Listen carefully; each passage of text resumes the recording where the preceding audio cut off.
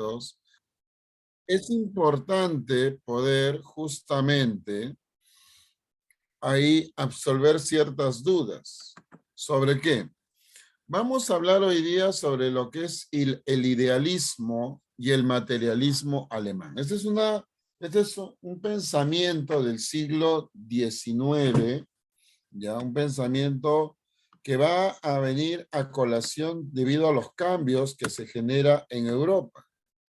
Por eso vamos a ver acá justamente a Hegel, ¿no? Y el idealismo alemán. Él expuso la relación que hay entre las ideas y la sociedad concreta e histórica en la cual surge la filosofía, ¿no? Lo que sucede es que Europa experimentaba todo un cambio. Por eso Hegel define la idea como la unidad absoluta del sujeto en tanto concepto y del objeto concebido o creado en tanto sustancia, o sea, la verdad. Por eso es muy importante ubicar acá justamente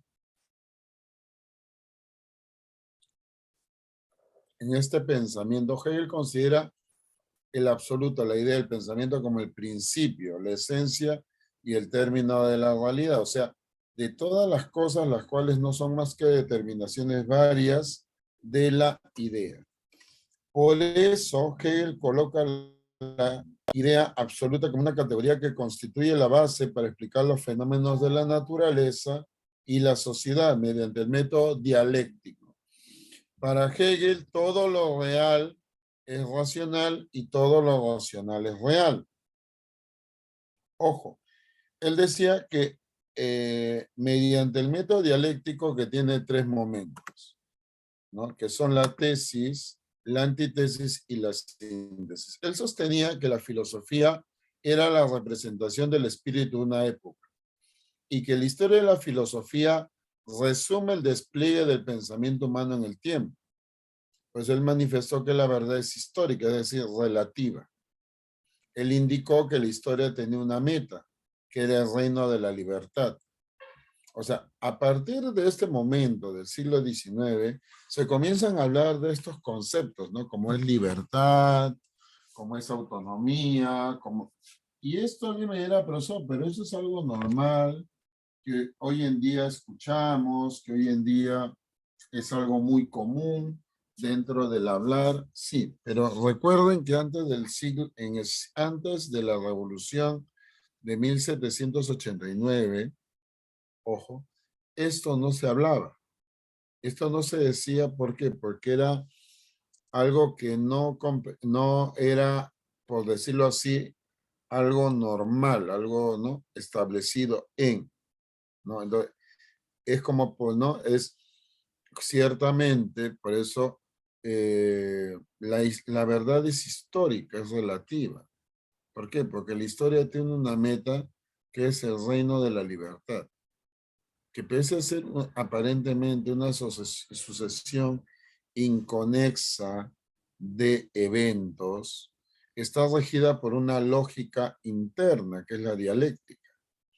Pues él planteó que el método dialéctico, ¿no? A todo argumento o tesis le sigue otro, que se le opone, o es la antítesis, para culminar en una conciliación que toma de los dos argumentos. Por eso él decía, Hegel dirá, de que de un espíritu subjetivo pasamos a un espíritu objetivo y llegamos a un espíritu absoluto. Por eso, mira, a todo argumento o tesis le sigue otro que se le opone o es la antítesis que va a culminar en una conciliación que toma de los dos argumentos. Por eso, miren qué importante, ¿eh? Justamente en el desarrollo de la historia, en el desarrollo de la sociedad, miren, aquí nos va a decir algo muy interesante, justamente este pensador Hegel, ¿no? O sea, durante la historia, ojo, va él a decirnos algo muy particular, ¿no? O sea, la sociedad ha pasado por etapas, ha pasado por momentos, ¿no? Y entonces, obviamente se generan cambios, ¿no? Lo que en una época fue una verdad, en otra época deja de serlo. Entonces, cuando hablaba de esto, pues ciertamente está apelando a una verdad histórica, ¿no? Ahora, esto hay que analizarlo también. Por eso, de un espíritu subjetivo, llegamos a un espíritu objetivo. El espíritu objetivo es la moral, las normas, ya cuando el hombre vive en sociedad, ya cuando el hombre no vive solo, no, el hombre vive en colectividad. Miren, importante, claro. Por eso, para culminar en una conciliación que toma de los dos argumentos. Es por eso que él dirá que una de las pocas instituciones a la que él le dará mayor respaldo, por decirlo así, solidez o confianza, va a ser ¿a quién? A la Iglesia Católica. Yo sé que para muchos esto podría ser hasta medio contradictorio, pero no, sino que justamente, por eso le decía, Hegel tiene una visión, ¿por qué? Porque si vemos, por ejemplo, en la historia, ¿no? Han pasado formas de gobierno, ideologías, pensamientos, pero hay una institución que a pesar de sus virtudes y sus limitaciones, se mantiene ahí presente. ¿Cuál es esta? La iglesia. Por eso, justamente, él también llegó a ser, por eso él hablaba de un saber holístico, pues ella misma constituye el todo como un idealismo absoluto. Por eso, miren qué interesante. Hegel concibe la realidad en incesante movimiento dialéctico que transcurre por necesidad. Por lo tanto, sea en el ámbito de la naturaleza, sea en el del orden social, nada de lo acontecido es contingente, casual o injusto. El devenir tiene entonces una finalidad, la cual es que la razón alcance el saber absoluto, es decir, la comprensión de todo lo real como necesario. De esto se deduce que todo lo real es racional y todo lo racional es real. Porque la razón puede explicar cualquier realidad existente y porque toda idea originada en la razón posee realidad. Entonces, si nos damos cuenta, jóvenes, es muy interesante, ¿no? Obras que él escribe, Fenomenología del Espíritu, Ciencia de la Lógica, ¿no? Y su muerte marca el inicio de la filosofía contemporánea. Es por eso que cuando se habla, voy a dejar de compartir un momentito ahí, acá estoy todavía, por si acaso, ¿ya? Es por eso muy interesante cuando hablamos de Hegel, ¿no? ¿Por qué? Porque ciertamente al hablar de Hegel, ¿no? Hegel nos va a dar una visión muy particular de lo que es la realidad, ¿no? Entendida como qué o sobre qué, profesor. Es por eso muy importante, por eso es muy importante poder entender ahí justamente este pensamiento hegeliano, ¿no? En cuanto a qué o sobre qué, profesor. Es interesante, ¿por qué? Porque Hegel hablará de tres momentos por los que pasa la filosofía. Por eso, hablar de Hegel puede ser todo un debate bastante ardoroso. ¿Cómo en qué? Veamos acá, estemos atentos para poder entender. Veamos ahí. Este pensador alemán que va a representar el idealismo más radical dentro de lo que es la historia de la filosofía. Pero vamos con su pensamiento, porque las doctrinas filosóficas de Hegel son muy complejas, como decíamos. Parten de lo que sería el idealismo post-kantiano, es decir, aquella corriente idealista que le sigue a Kant. Según Hegel, les cuento, la naturaleza y el espíritu son consecuencia de lo absoluto. Es más, no solo son consecuencias, sino que son lo absoluto. Ahora bien, en este punto van a discrepar dos colegas que tenía Hegel, que eran ni más ni menos que Fichte y también Schelling, compañero de estudio en la Universidad de Tubinga. Pero sigamos adelante, porque nosotros decíamos entonces que naturaleza y espíritu son consecuencias de lo absoluto y no derivan de ello, sino que son lo absoluto. Para Hegel, y ahora sí vayamos a las siguientes imágenes, les cuento que para Hegel la filosofía es la ciencia de lo absoluto, tal como nosotros lo aclaramos aquí en nuestro video. Ustedes pueden ir tomando nota. Vamos despacio. La filosofía es la ciencia de lo absoluto. Recuerden que naturaleza y espíritu son lo absoluto. Y sigamos adelante con esto. ¿Por qué? Porque estamos viendo este recuadro. Les cuento cómo entendemos esto. Nosotros decíamos que para Hegel la filosofía es la ciencia de lo absoluto. Y según él, se puede dividir en tres partes. Aquí tenemos una parte, la otra y la otra. Entonces, vamos a ver así, ¿cómo? Primero tenemos la lógica. En una primer parte tenemos la lógica, que, les cuento, considera la idea en sí misma. La idea en sí misma.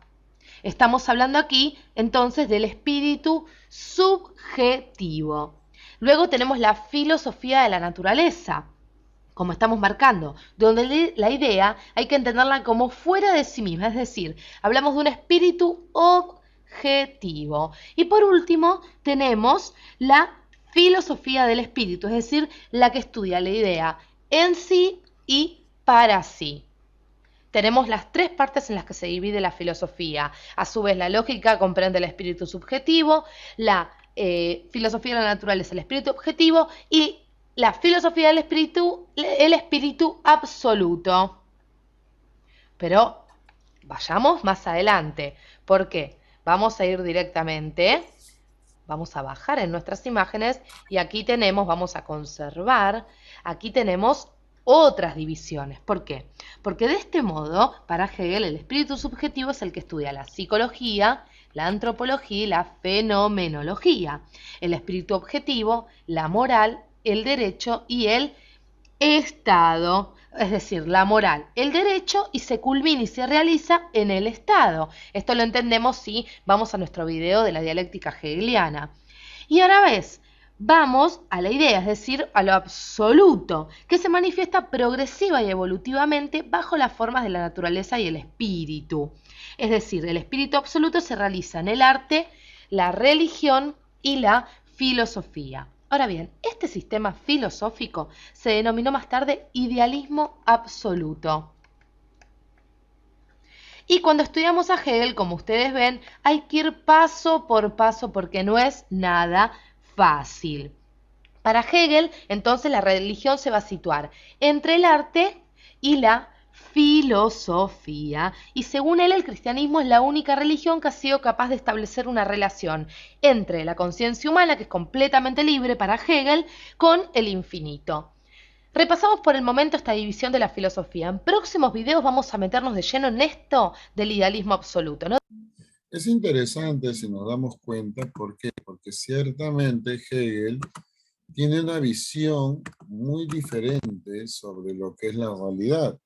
Él concibe que esta realidad es una realidad que ciertamente está sujeta al cambio, está sujeto a lo que vendría a ser justamente la dinámica interna a la que obedece y a la que todos de una manera u otra estamos regidos. Claro que sí. Ahora, obviamente, cuando nosotros hablamos acá, hay que ser muy claros también que es en ese contexto que vamos a ver el materialismo histórico. Pero cuando hablamos del materialismo histórico, ahí vamos a ver un material muy interesante que justo con el que trabajamos acá, que es justamente eso. Por eso miren, ¿no?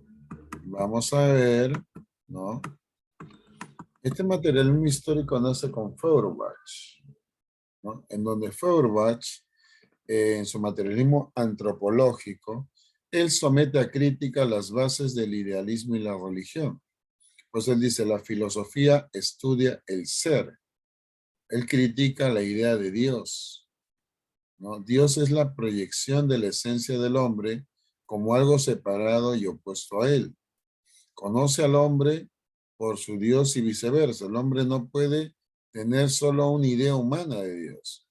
O sea, la teología en última instancia es una teología en sí misma. O sea, para Feuerbach, ¿no?, quien va a influir mucho en el pensamiento de Marx, ¿no? Marx se va a ver influenciado mucho por Ludwig Feuerbach, ¿no? Entonces, él sostiene justamente que el ser, ¿no?, entendido como ser, es la idea, pero él critica esa idea que quizás, posiblemente, ojo, podrías tú mismo tener sobre Dios. Entonces, si yo le pregunto a un alumno acá, ¿qué es Dios? Posiblemente me va a decir que Dios no es, no el todopoderoso, Dios es el que ha hecho el mundo, Dios, sí, pero es la proyección de la esencia del hombre como algo separado y opuesto a él. Por eso mira lo que decía Feuerbach, que solamente conoce al hombre por su Dios y viceversa. El hombre no puede tener solo una idea humana de Dios. Es muy interesante, ¿no? Porque si nos damos cuenta, esta mentalidad va a ser muy común acá. Por eso cuando se habla de Marx, ya entrando a Marx, él justamente fundamentó su pensamiento sobre la dialéctica de Hegel, mas sustituyó el idealismo de dicho filósofo por una concepción materialista, según la cual las fuerzas económicas constituyen la infraestructura que determina en última instancia los fenómenos superestructurales del orden social, político y cultural. Es por eso que cuando se habla a este nivel, es importante ubicarnos justamente en ese sentido, ¿no? ¿Por qué? Porque en ese punto vamos a encontrar a Marx, ¿no?, en este sentido, que Marx, ojo, nos habla más del tema social. Por eso él critica a los socialistas utópicos de su época. ¿Por qué? Porque él dirá que el socialismo, el orden es, y buscan descubrir las leyes objetivas que conducirán a su superación.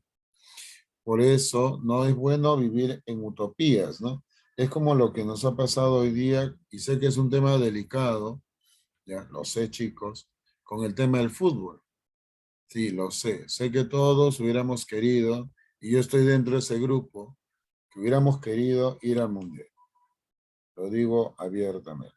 Pero, ciertamente, ahí ha pasado todo un proceso dialéctico, mis jóvenes. Así es, Romina Bella. Lo sé, hija. Todos hubiéramos querido. Pero, por eso, justamente, ¿no?, si vemos el cambio social.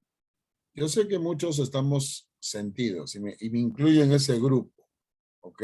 O sea, sería ilógico decirte, no, supéralo, no, tranquilo, no, mira, no, que esto, no, que...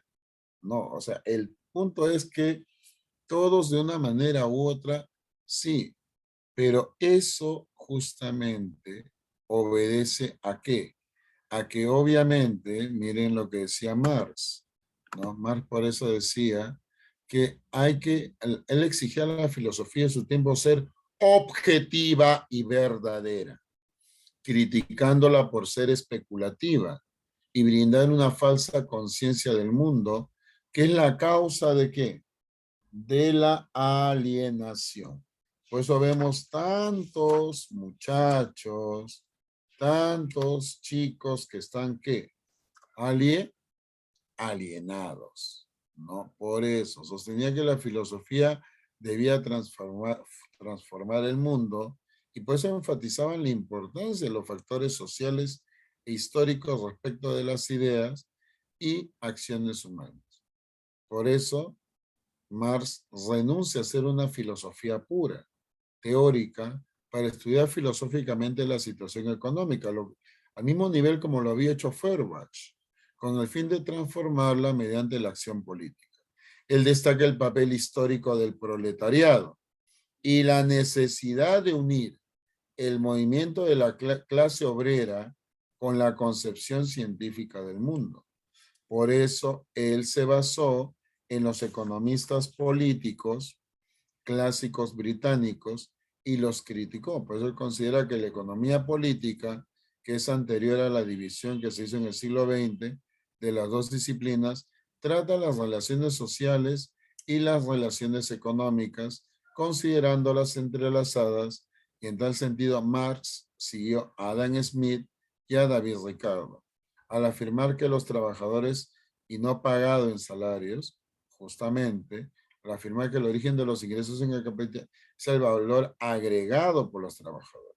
Pues esta teoría de la explotación la desarrolla en su obra El Capital, ¿no? Ahora, Marx encontrará en la teoría del valor de David Ricardo el punto de partida para su propia teoría del trabajo.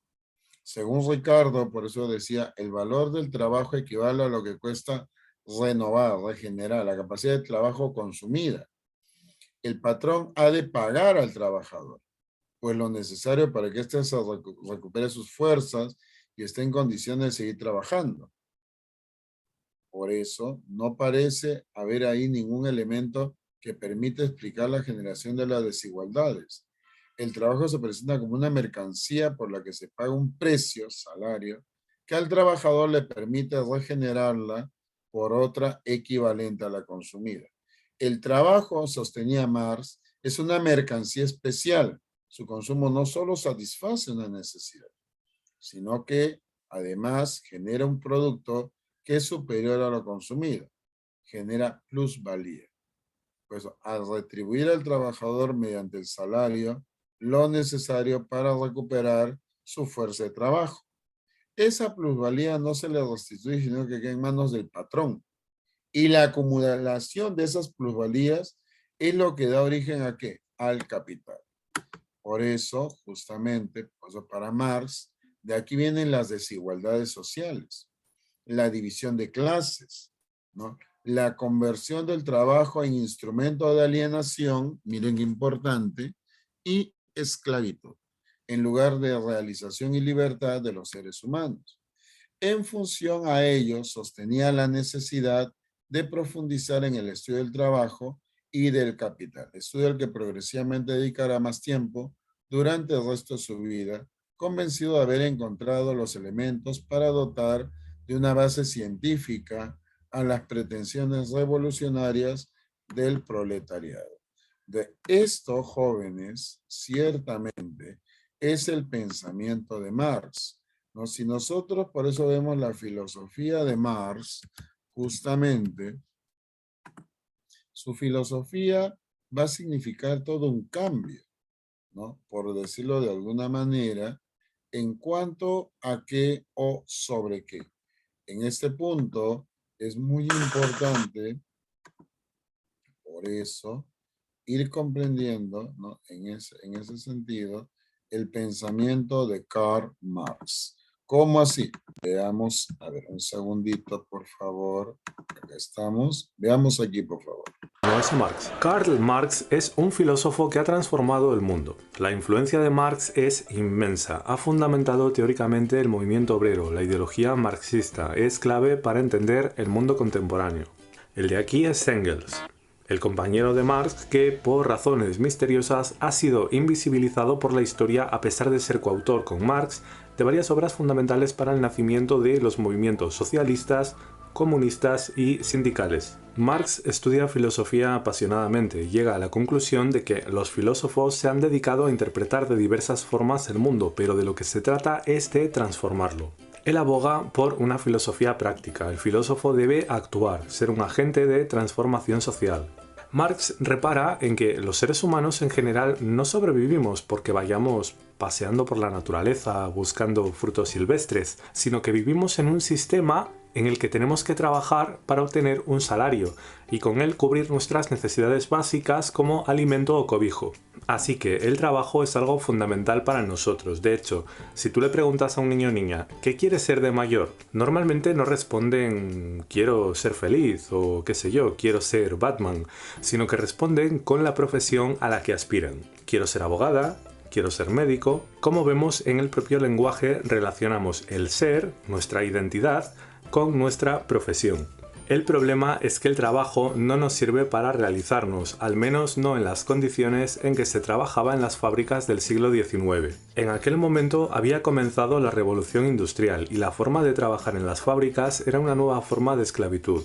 Ambientes sucios, oscuros, jornadas interminables, no se permite que los trabajadores hablen entre sí, no se permite que detengan su trabajo para descansar, y aún encima el salario suele ser tan miserable que apenas permite cubrir las necesidades más básicas. Marx es consciente de que un obrero que ha estado una jornada interminable apretando tuercas mecánicamente no se puede sentir realizado mediante su trabajo, se ha convertido en una pieza más de la cadena de montaje. Es necesario elaborar una teoría para explicar cómo los seres humanos habíamos producido aquella forma de vida miserable, y esto nos conduce al materialismo histórico. Marx estudia la historia fijándose en sus aspectos materiales, es decir, que en principio no se va a fijar en cosas como ideologías políticas. Él cree que lo que realmente determina una sociedad es su estructura económica. Para explicar los elementos que constituyen la estructura económica, le vamos a pedir ayuda a la señora Paqui.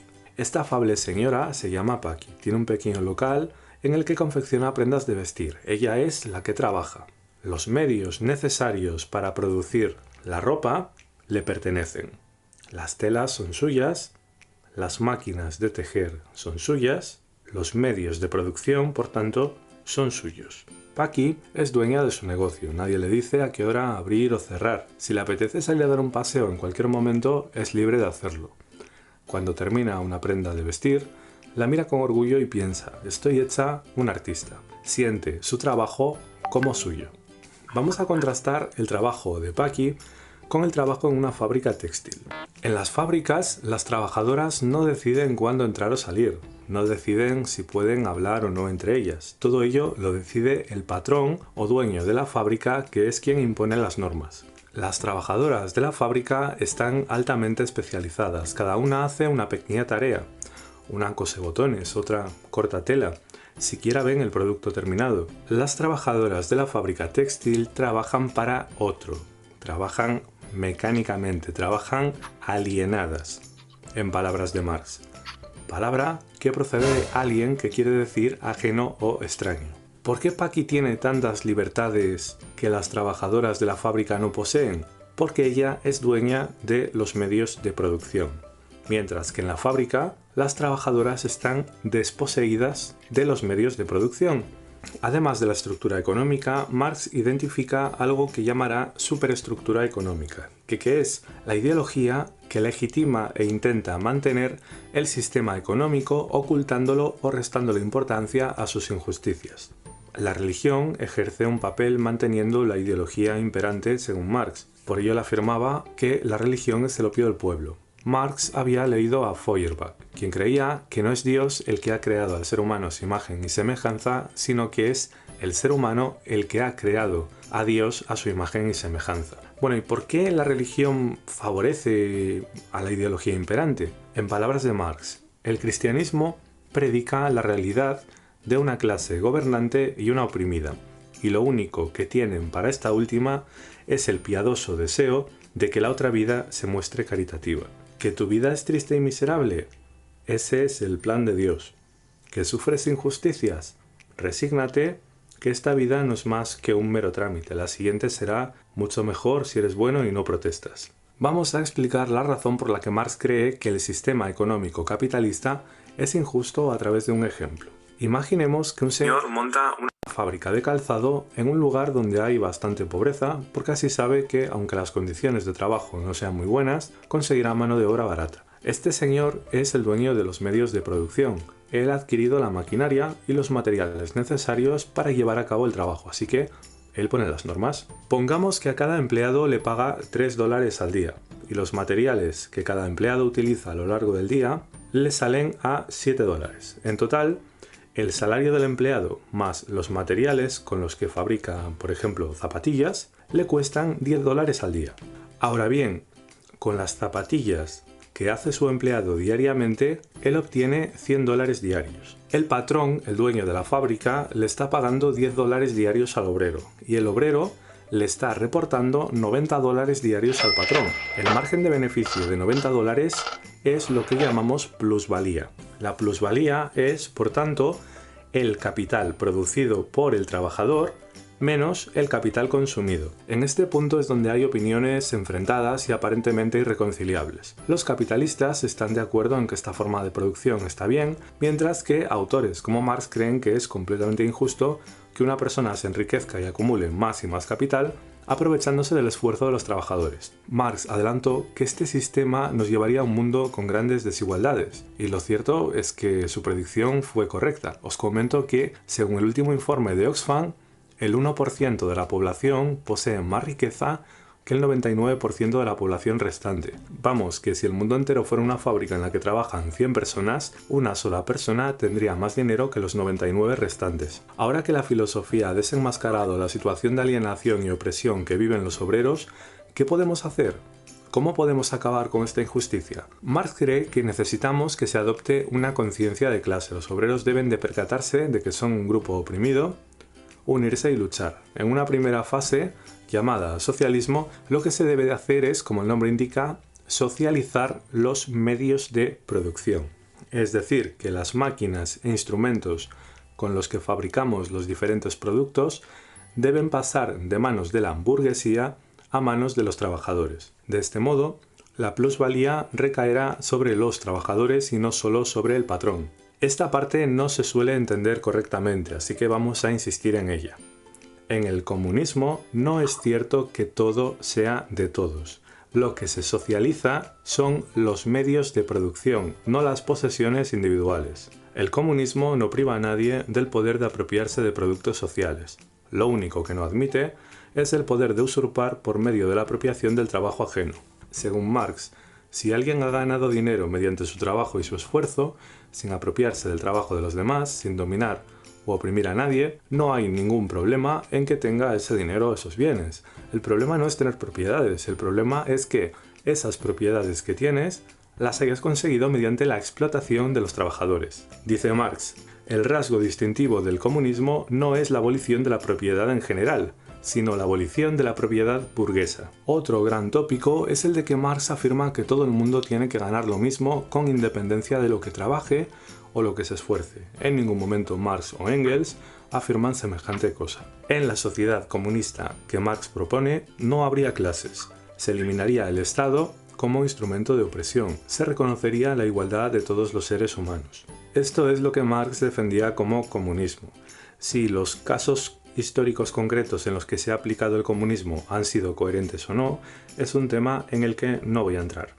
Acabamos con una frase de Marx: que las clases dominantes tiemblen ante una revolución comunista. Los proletarios nada tienen que perder en ella, salvo sus cadenas, y tienen un mundo que ganar. Es muy interesante ver el pensamiento de Karl Marx, porque si nos damos cuenta, chicos, este pensamiento de Marx se fundamenta muy bien justamente en todo lo que es el tema social. ¿Por qué? Porque ciertamente él habla de una crítica a la cultura y a la religión. Por eso, si vemos acá el pensamiento, él estará muy de acuerdo con Feuerbach en que Dios es producto, es producido por los hombres, según el momento histórico, como poder mágico, como legislador o como omnipotencia absoluta. Y por eso, él dice que la religión se vuelve como, como un consuelo que crea dependencia, resignación, que oculta la verdadera situación de injusticia y desigualdad real, ¿no? Es lo que ha pasado un poquito, ya no diremos religión, pero es lo que está pasando o ha pasado hoy día con el tema del fútbol, ¿no? En cuanto a qué, profesor, o sobre qué. Claro, pues, hijo. ¿Por qué? Porque si vemos ahí, ojo, el gran problema, ¿no?, de muchas personas, ¿cuál ha sido?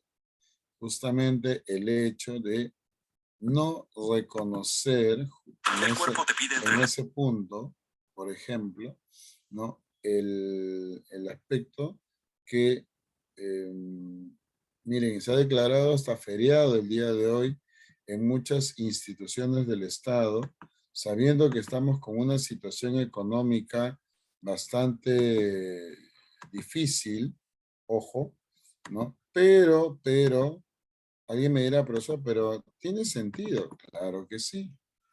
Pero ¿qué pasa? Pero si nos hemos dado cuenta, nos hemos vuelto alienados con una forma de superar el dolor, este trance, y entrando ¿a dónde? A lo que es este tipo de pensamiento. Bueno, ahora que usted lo dice así, tiene sentido. Entonces nos hemos alienado al fútbol y ahora que nos ha pasado esto que no lo hubiéramos querido vivir, caramba, ¿no? O sea, ¿a quién le vamos a echar la culpa? Volveremos la artillería sobre Castillo, sobre la situación económica, la situación política, etc. Por lo tanto, la lucha social, como decía Marx tomando a Feuerbach, ojo, se da por la igualdad y la justicia. Retos incumplidos por la Ilustración, la Revolución Francesa, y que ciertamente busca la emancipación del trabajo alienado. Por eso Marx dirá, ¿no? Tomando a Feuerbach, él dirá que Dios es el opio del pueblo. Pero ¿cómo así, profesor? Veamos acá, estemos atentos para poder entender. Veamos acá. Vamos a hablar del pensamiento filosófico de Ludwig Feuerbach. Feuerbach es un autor alemán de principios del siglo XIX, discípulo de Hegel, que lo que hace es considerar cuál es la relación que tiene el ser humano con Dios. Así, Feuerbach afirma que el hombre crea a Dios a su imagen.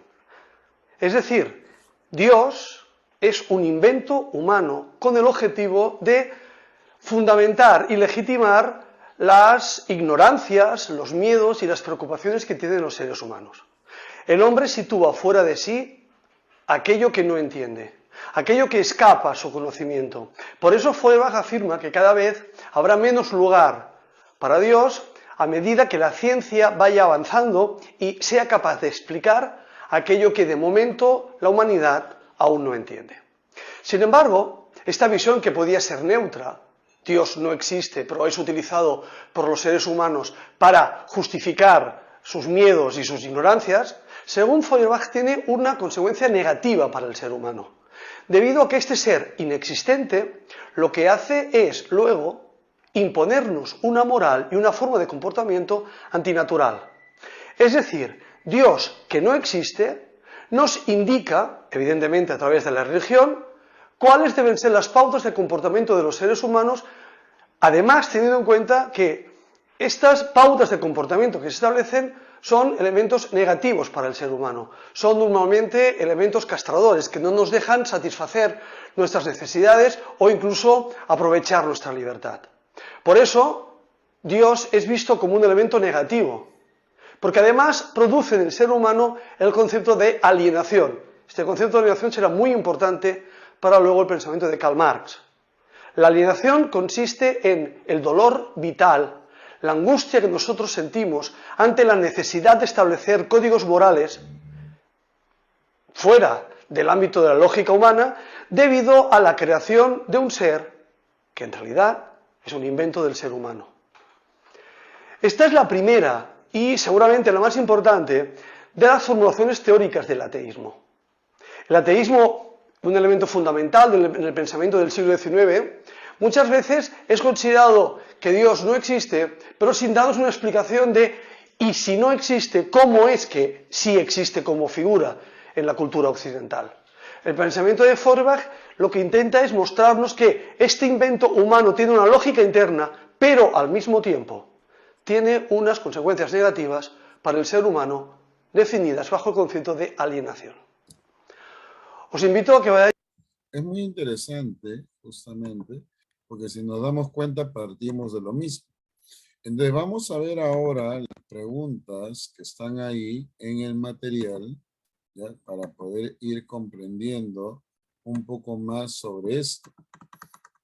Vamos a ver ahí, ¿no? Veamos la primera pregunta. Dice, respecto a la teoría de Hegel, señale la secuencia correcta del valor de verdad. O sea, si es verdadero o falso. Dice, el estado es la expresión del espíritu objetivo. ¿Será verdadero o falso, chicos? A ver, ¿qué me dicen ahí? A ver. A ver, ya. La razón universal es la idea fuera de sí.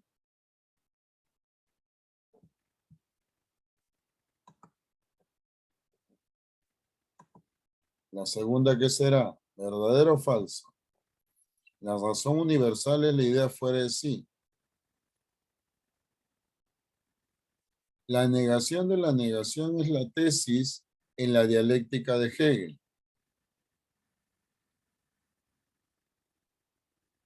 Todo lo real es racional y todo lo racional es real. Es conocido como panlogismo. La filosofía es la expresión del espíritu absoluto. ¿Cuál sería acá la clave, chicos? A ver. ¿Hay o no hay clave ahí? ¿El estado es la expresión del espíritu objetivo? Claro, verdadero. ¿Por qué? Porque el estado da normas, da estatutos, ciertamente. La razón universal es la idea fuera de sí. ¿Qué es? ¿Verdadero o falso?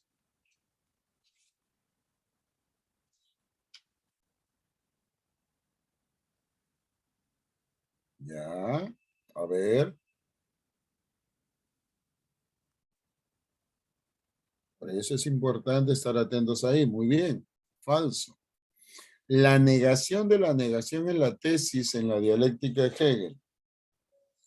La negación de la negación es la tesis en la dialéctica de Hegel. ¿Verdadero o falso?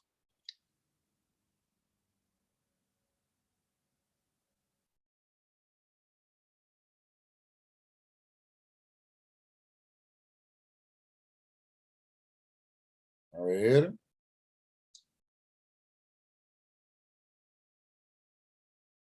Sería la afirmación de la afirmación. Así es. Falso. Todo lo racional, todos los reales y todo lo real es racional, y todo lo racional es real, perdón. Panlogismo. ¿Por qué? Porque parte de la lógica. Verdadero. La filosofía es la expresión del espíritu absoluto. Ajá. ¿Cuál es la clave ahí? Beso. Muy bien. ¿Ven? Ojo. No es difícil. Claro que no. Ahí la clave sería la B. ¿Ven? Pero vamos a ver acá. Pero ahí la clave sería la B.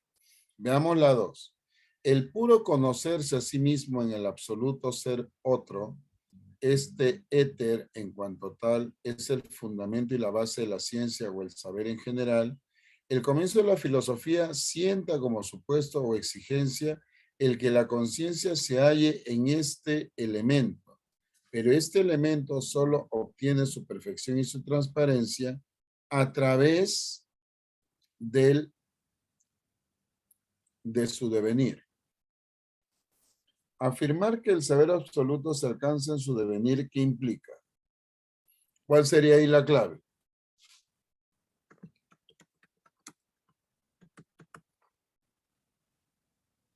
A ver.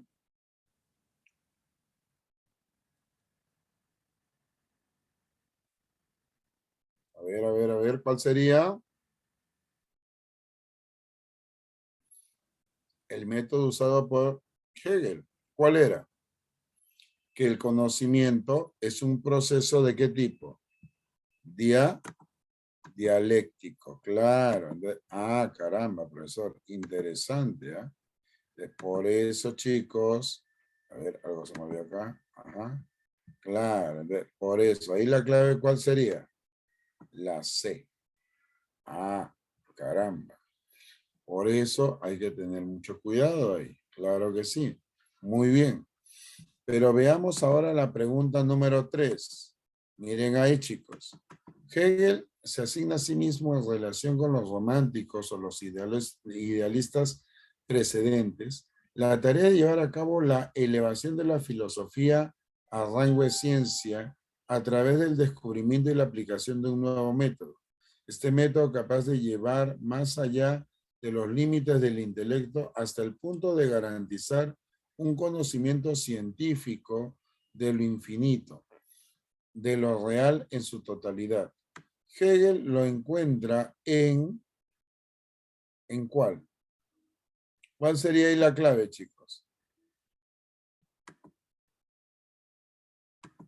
A ver.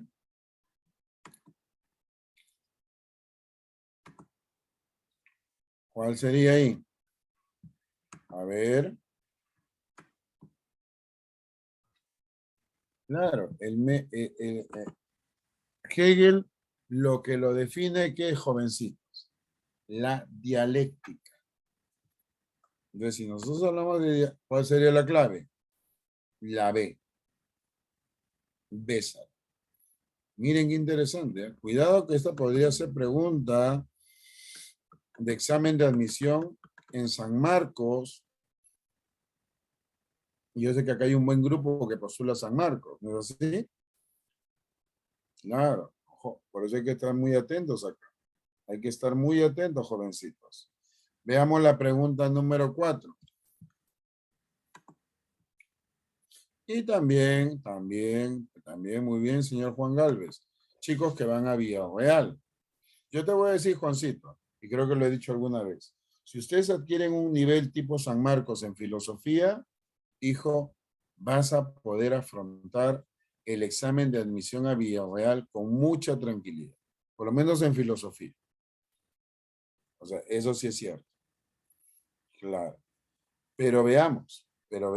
Dice, la filosofía hegeliana, la 4, suele ser caracterizada como una filosofía de la totalidad, en la medida que pretende dar cuenta en forma estrictamente racional de todo cuanto existe. Uno de los tópicos más importantes del pensamiento de Hegel es la historia. Para este autor, el desarrollo histórico de la humanidad consiste en... ¿Cuál sería la clave acá?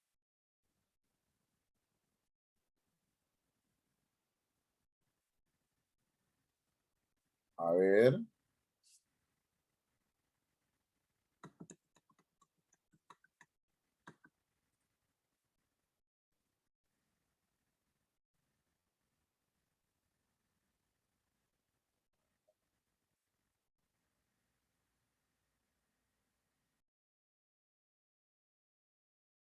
¿Cuál sería la clave?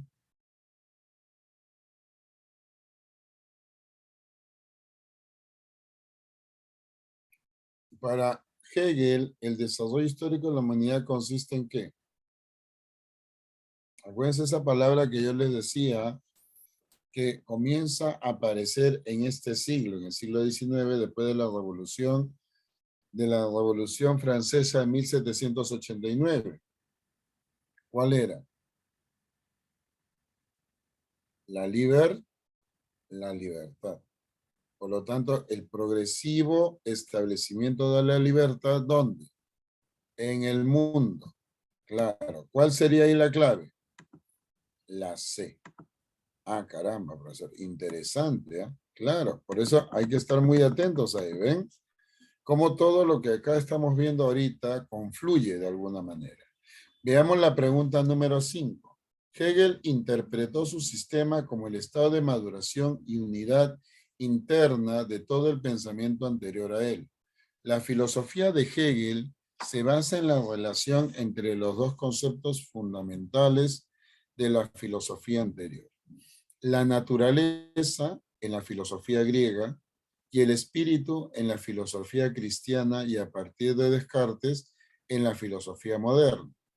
Hegel pretende la unidad interna y la conexión entre naturaleza y espíritu, de modo que pueda elaborarse una teoría unitaria, total y cerrada sobre la realidad en su totalidad. Señala el enunciado correcto acerca del pensamiento hegeliano. Lo real es manifestación de la idea en su desarrollo o devenir. Todo cuando existe se encuentra definido por la racionalidad. La filosofía permanece como una aspiración al saber absoluto. Lo real es dialéctico en la medida que niega la contradicción. A ver, ¿cuáles serían las claves adecuadas o correctas acá? Dentro del pensamiento de Hegel.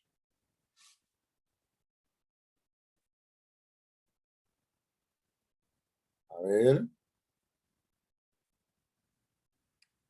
Lo real es manifestación de la idea en su desarrollo de venir. Todo cuando existe se encuentra definido por la racionalidad. La filosofía permanece como una aspiración al saber absoluto. A ver, ¿cuál sería ahí la clave? ¿No hay?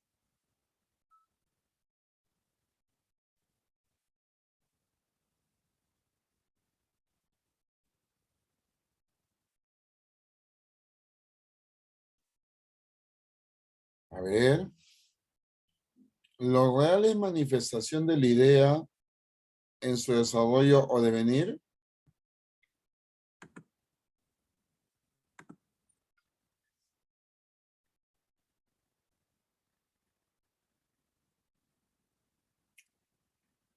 Lo real es manifestación de la idea en su desarrollo o devenir. No, porque la idea también parte de lo que es la contradicción. Todo cuando existe se encuentra definido por la racionalidad. Sí, ciertamente lo decía Hegel, ¿no? Por un lado. Pero ahí vamos a ver también, decía, la filosofía permanece como una aspiración al saber absoluto. Como una aspiración, no es que ha llegado al saber absoluto. Claro, verdadero. Lo real es dialéctico en la medida que niega la contradicción. Falso, porque no lo niega, sino lo afirma. ¿Cuál es la clave? 2 y 3. ¿Cuál sería la clave, chicos? La B. Beso. Ah, caramba, interesante, profesor. Claro. Entonces, eso, por eso es muy importante ver ahí, muy bien. Veamos la pregunta número 6. Es de un texto tomado justamente sobre el pensamiento de Hegel. Dice, Hegel distingue 3 grandes etapas en la historia de la humanidad, entendida como historia del mundo, en camino hacia la conciencia total. Esta historia es también la del crecimiento y extensión de la libertad. Primero, el mundo oriental se caracteriza porque solo un individuo es libre, el déspota.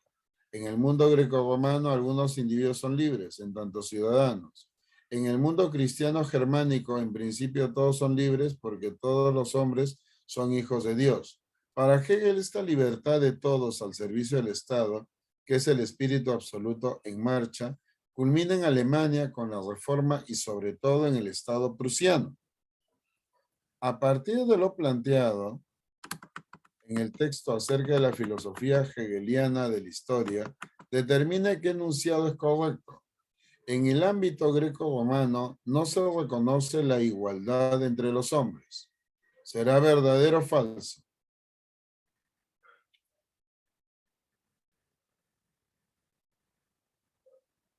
Verdadero, ¿no? ¿Por qué? Porque dice que algunos ciudadanos son libres en tanto sean ciudadanos. La 2. La plena libertad de los hombres tiene sentido en tanto se subordina al Estado. La plena libertad de los hombres tiene sentido en tanto se subordina al Estado. ¿Será verdadero?